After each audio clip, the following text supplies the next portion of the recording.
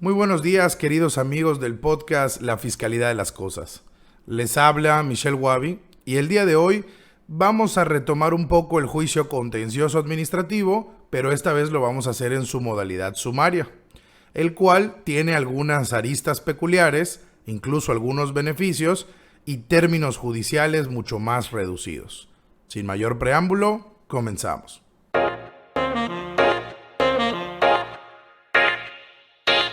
Vamos a iniciar este episodio precisando que el juicio de nulidad en su modalidad sumaria, pues prácticamente procesalmente contiene las mismas etapas que el juicio en la vía tradicional, siendo que realmente es un juicio prácticamente igual, pero con diferencias no sustanciales, pero que sí son particulares y que incluso resultan beneficiosas para las partes, como lo puede ser la reducción de plazos y la prontitud con la que se puede obtener una sentencia anulatoria o absolutoria de la resolución que nos causa alguna afectación. El primer paso para el contribuyente o para su defensor es la elección de la vía, pues esta no resulta optativa, es decir, no podemos decidir por nuestra libre voluntad tramitar el juicio en la vía sumaria, sino que la ley nos establece cuáles serán esos casos específicos en los que se tramitará este juicio,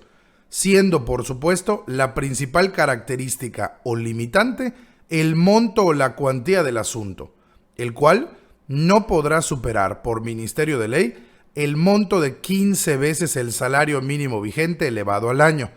lo que nos da al momento aproximado a la fecha de elaboración del episodio de este podcast de 674,629 pesos. Por lo que, si el monto o la cuantía del asunto que estamos tratando es igual o menor a lo aquí señalado, entonces deberemos optar por tramitar el juicio en la vía sumaria. Como ya lo habíamos comentado en capítulos anteriores de este podcast,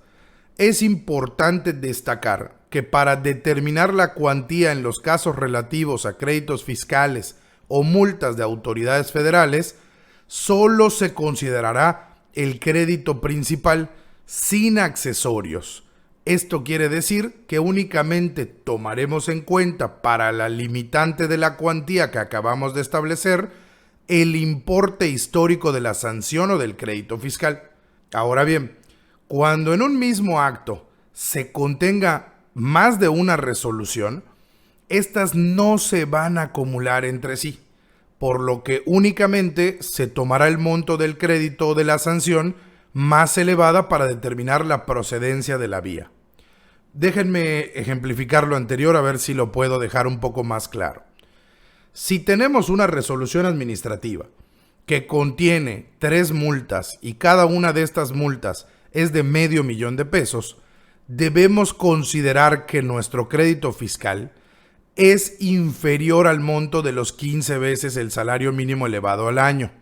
pues el artículo 58.3 de la Ley Federal del Procedimiento Contencioso de manera expresa nos dice que no debemos acumular las multas entre sí.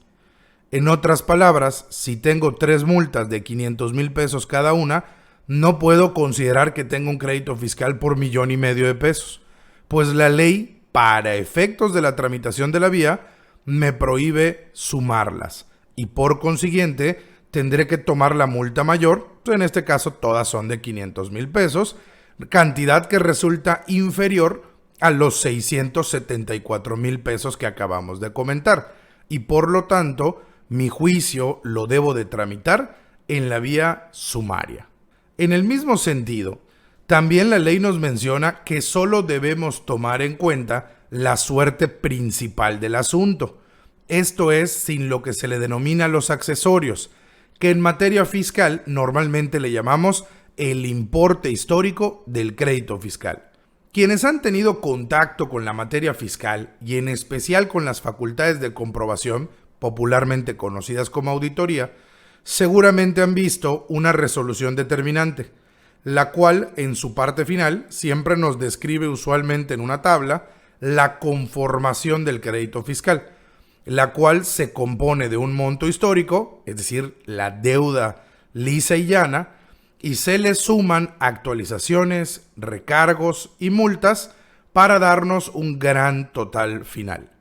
Ante esta situación, ante esta problemática, el propio numeral 58.3 de nuestra ley procesal nos dice: cuando te enfrentes a este problema y tengas que definir si la vía es la sumaria o la ordinaria tradicional, solo ten en cuenta la suerte principal o el monto histórico. No le sumes los accesorios que vendrían siendo las actualizaciones, los recargos y las multas. Por lo anterior,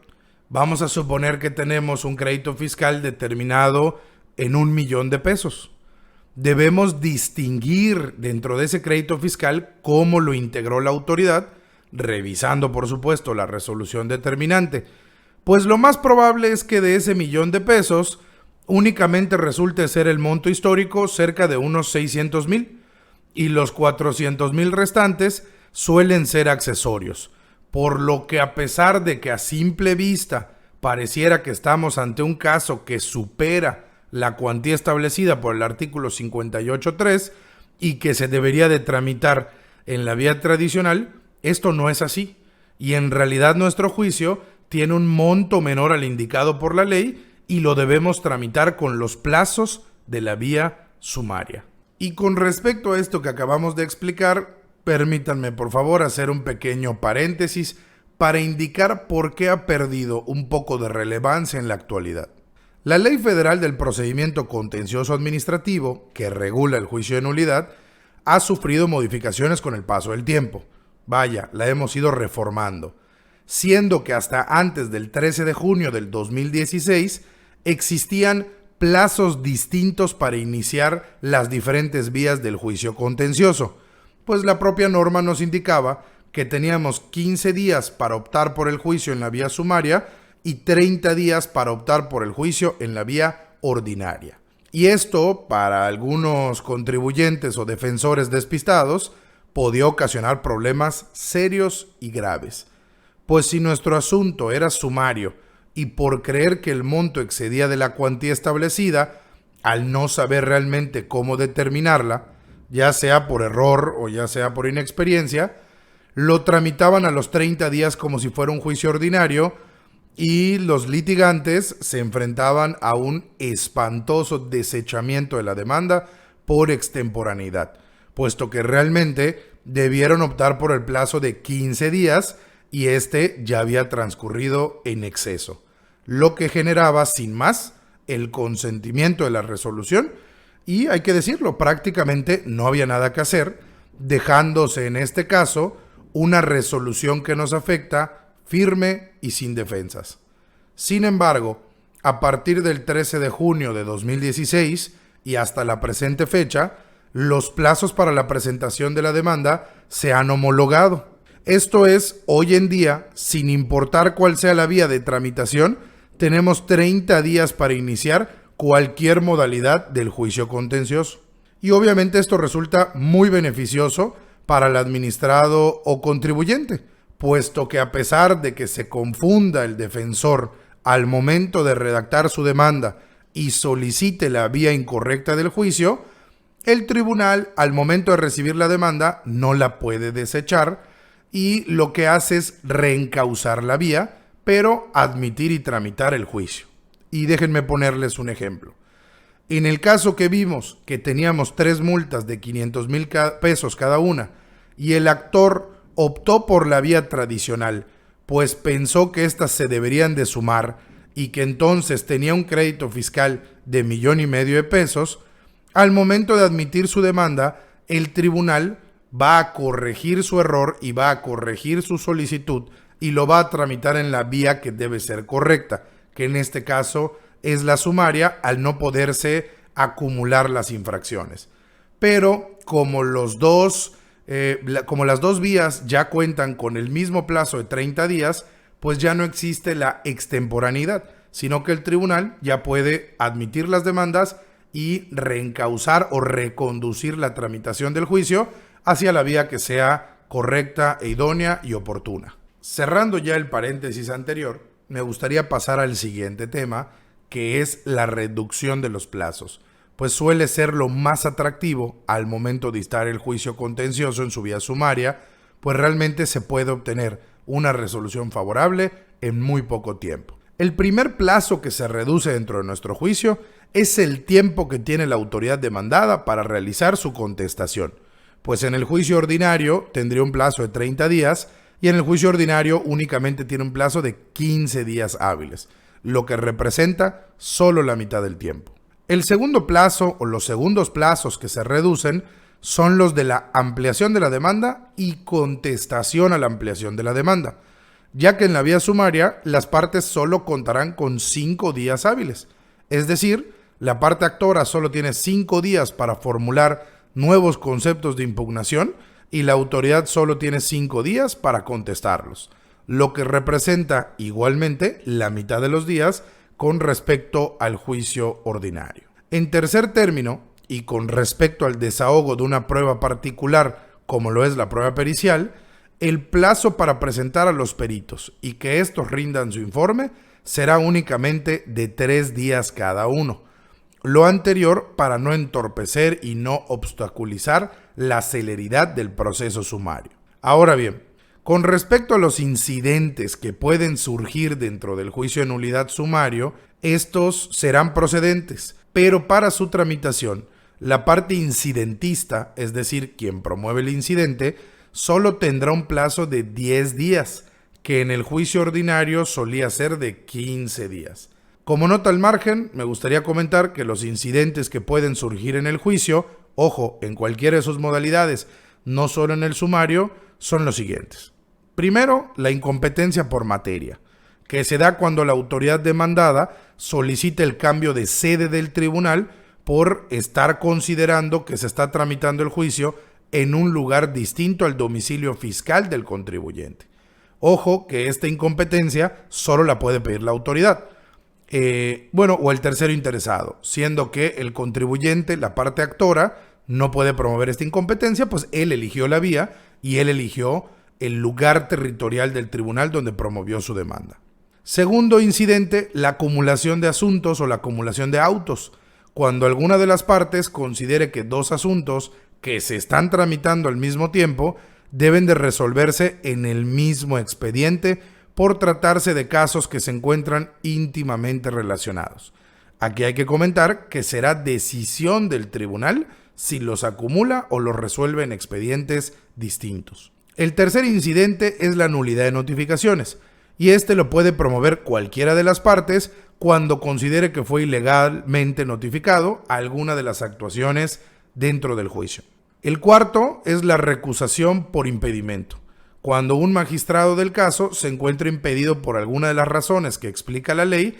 para resolver el fondo del asunto. Si alguna de las partes o el propio magistrado considera que está impedido, entonces se apertura este incidente para el nombramiento del nuevo magistrado o secretario en funciones. La reposición de autos cuando el juicio haya sido suspendido y se deban reponer las actuaciones.